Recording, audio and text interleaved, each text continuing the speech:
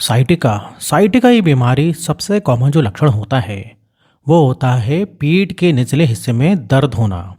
ये दर्द जो है अक्सर बहुत तेज होता है और बहुत ही तेज या फिर तीव्र तरीके का दर्द होता है। कभी कभी करंट लगने जैसा दर्द होता है, बिजली के जैसा दर्द पेशेंट को होता है। और जो दर्द एक्सटेंड करता है नीचे तक के यानी कि हिप और बटक तक ये दर्द जाता है।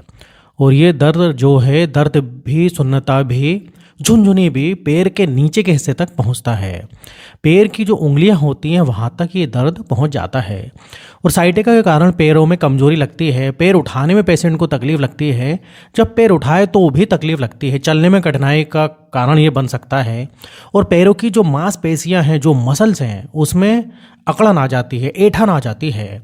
ये साइटिका की जो तकलीफें होती हैं, जो लक्षण होते हैं, आम तौर पर ज़्यादा देर अगर हम बैठे तो ये बढ़ जाते हैं, ज़्यादा देर खड़े होए तो भी तकलीफ बढ़ जाती है।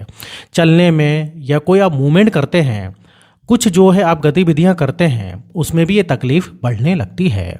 कुछ पेशेंट में ऐसा भी देखा जाता है जब वो खांसते हैं, छींकते हैं और यहाँ तक कि जब वो हंसते हैं उस वक्त भी उनका जो साइटिका का पेन होता है वो बढ़ जाता है।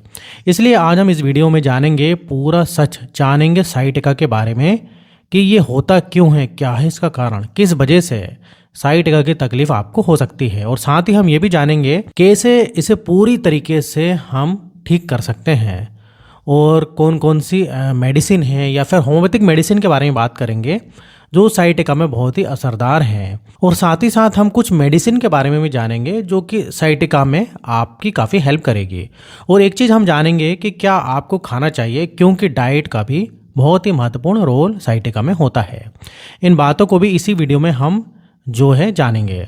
तो अगर आप साइटिका से पूरी तरह से राहत पाना चाहते हैं तो ये वीडियो आपके लिए बहुत ही इम्पॉर्टेंट है। सबसे पहले हम ये समझते हैं साइटिका कहते कैसे हैं, क्योंकि हो सकता है जब आपको तकलीफ हुई हो तभी आपने इसका नाम सुना हो कि ये एक बीमारी है। तब तक हमें बीमारी के बारे में पता नहीं चलता जब तक हम इससे पीड़ित ना हो। तो किसे साइटिका कहते हैं, क्या है ये? तो देखिए दोस्तों, साइटिका एक नर्व होती है, जैसे कि हमारे शरीर में आर्टरी होती हैं, वेन्स होती हैं, नसें होती हैं, उसी तरह से एक तरीके की नर्व्स होती है। और हमारे शरीर में ये साइटिका नर्व जो है सबसे बड़ी और सबसे लंबी नर्व होती है।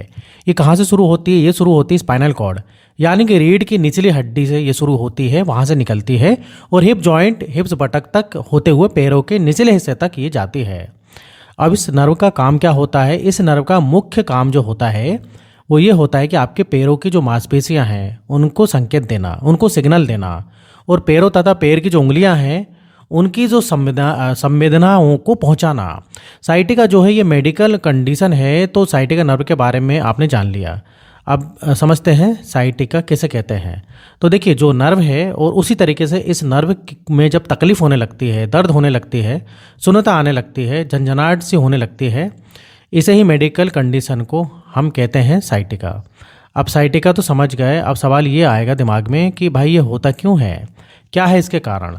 तो चलिए फटाफट साइटिका के कारणों के बारे में भी हम समझते हैं। तो देखिए, पहला इसका कारण होता है डिस्क हर्नियास। अब ये कैसे कहते हैं? अब देखिए, जो डिस्क होती है यानी कि दो जो वर्टिब्रा होती हैं उसके बीच में डिस्क होती है। सादा भाषा में हम बोले तो गद्दी सरक जाना। तो जब ये साइटिका नर्व इस डिस्क की वजह से दब जाती है, कंप्रेस होती है, उसके ऊपर प्रेशर आने लगता है तो ये दर्द होने लगता है और इसे हम कहते हैं साइटिका।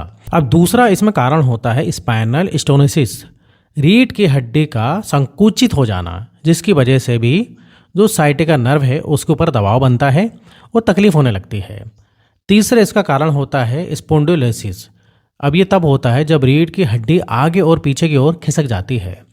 इसमें भी वही होगा, जो साइटिका नर्व है, जो नस है, उसके ऊपर दबाव आएगा और तकलीफ होने लगेगी। अब चौथा कारण है मांसपेशियों में तनाव। कभी अगर आपकी जो मसल्स हैं उसमें अगर तनाव आ गया तो उससे भी तकलीफ हो सकती है, साइटिका नर्व जो इससे प्रभावित हो सकती है। पांचवा कारण है प्रेगनेंसी, गर्भावस्था। गर्भावस्था के दौरान भी शरीर में जो बदलाव होते हैं उसकी वजह से भी साइटिका नर्व पर दबाव बन सकता है और तकलीफ हो सकती है। अब कुछ अन्य कारण भी होते हैं, जैसे कि आपकी बढ़ती हुई उम्र है, मोटापा है, अगर आपका वजन ज़्यादा है तो तकलीफ होगी। अगर आपको लंबे समय तक जो है बैठने की आदत है, आप टेबल पर बैठ के काम करते हैं, बैठे रहते हैं, तो उससे भी तकलीफ हो सकती है। डायबिटीज़ की अगर आपको समस्या है तो उसमें भी साइटिका नर्व की समस्या हो सकती है। तो चलिए अब हम जानते हैं सबसे महत्वपूर्ण भाग। साइटिका तो समझ में हो गया क्यों होता है, ये भी समझ में आ गया। अब इसमें करना क्या है, कौन कौन सी डाइट लेना है, तो ये बहुत ज़रूरी है आपके लिए समझना। तो देखिए साइटिका की कंडीशन में हमको एंटी इन्फ्लामेटरी फूड लेना चाहिए, एंटी इन्फ्लामेटरी आहार लेना चाहिए। एंटी इन्फ्लामेटरी फूड कैसे कहेंगे? नंबर 1, ग्रीन लीफी वेजिटेबल से लेना है, मतलब हरी पत्तेदार सब्जियां खानी चाहिए। साइटिका में तकलीफ कम करने के लिए बहुत मददगार साबित होती हैं। देखिए हरे पत्तेदार सब्जियां जो होती हैं उनमें एंटी इन्फ्लामेटरी गुणों से भरपूर होती हैं, जो कि सोइलिंग को, सूजन को कम करती हैं, दर्द को भी कम करती हैं। इसमें vitamin B, vitamin C, vitamin A, vitamin K और जो है कैल्शियम भी होता है, पोटेशियम होता है, मैग्नीशियम होता है, जो साइटिका के लक्षणों को कम करने में और नर्व के फंक्शन को सुधारने में बहुत ही महत्वपूर्ण योग होता है। अब इसके साथ साथ इनमें जो एंटीऑक्सीडेंट प्रॉपर्टीज़ भी होती है, यानी कि सेल्स की मरम्मत के लिए ये बहुत ही मददगार होती हैं। और साइटिका में जो तकलीफ़ होती है, नर्व के ऊपर जो सूजन आती है, उसको भी कम करने में बहुत ही सपोर्टिव होती हैं। उसी के साथ साथ आपने ओमेगा 3 फैटी एसिड का भी सेवन करना चाहिए। ओमेगा 3 फैटी एसिड आपको कहाँ से मिलेगा? फिश से मिलेगा, यानी मछली से, नट से मिलेगा। अब बहुत ही सिंपल और घरेलू नुस्खा जानते हैं कि आपको क्या नुस्खा आजमाना चाहिए, वो है हल्दी वाला दूध। जी हाँ, आपको 1 चम्मच हल्दी लेनी है और आधा गिलास आपको दूध लेना है, उसमें 1 चम्मच हल्दी मिलाइए। हम बचपन से जानते हैं कि हल्दी वाला दूध हमारे शरीर में सूजन कम करने के लिए एक महत्वपूर्ण होता है, तो हल्दी वाला दूध आपको अवश्य लेना है। अब इसमें और एक और काम कर सकते हैं कि 1 चुटकी भर काली मिर्च पाउडर भी डालिए, टेस्ट भी आएगा और असर भी और अच्छा बढ़ जाएगा।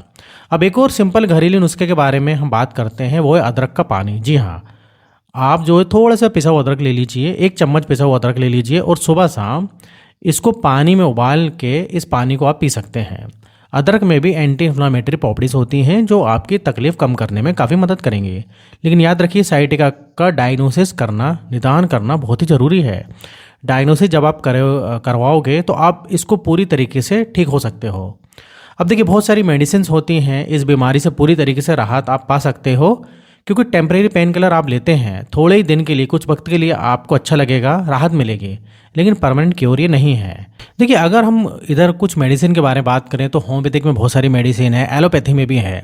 तो सबसे पहले तो आपको देखिए ये देखना है कि विटामिन B12 और कैल्शियम, आपको विटामिन D3, ये तीनों चीज़ जो है, इन तीनों चीज़ की कहीं कमी तो नहीं है। अगर विटामिन B12, कैल्शियम और D3 की कमी रहेगी तो उसमें भी काफ़ी दिक्कत हो सकती है। तो आप इस चीज़ का ख्याल रखें। विटामिन B12 वाली बहुत सारी मेडिसिन अवेलेबल हैं, आप देख सकते हैं। कैल्शियम, विटामिन D3 की कमी नहीं है तो इसके लिए आप ब्लड टेस्ट करवा के एक बार देख लीजिए। अगर ये कमी आपको रहेगी तो इससे भी काफ़ी दिक्कत होती है।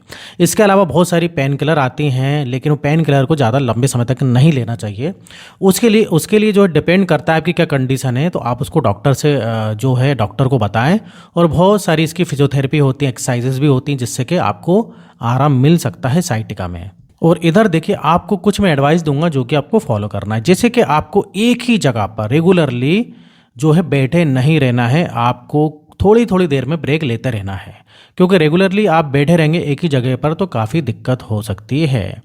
अब इसके अलावा हम बात करें तो वजन अगर अब आपका ज़्यादा है तो उसमें भी दिक्कत हो सकती है, तो प्लीज़ आप वजन को कम करिए। वजन से बहुत सारी बीमारियां आपको हो सकती हैं।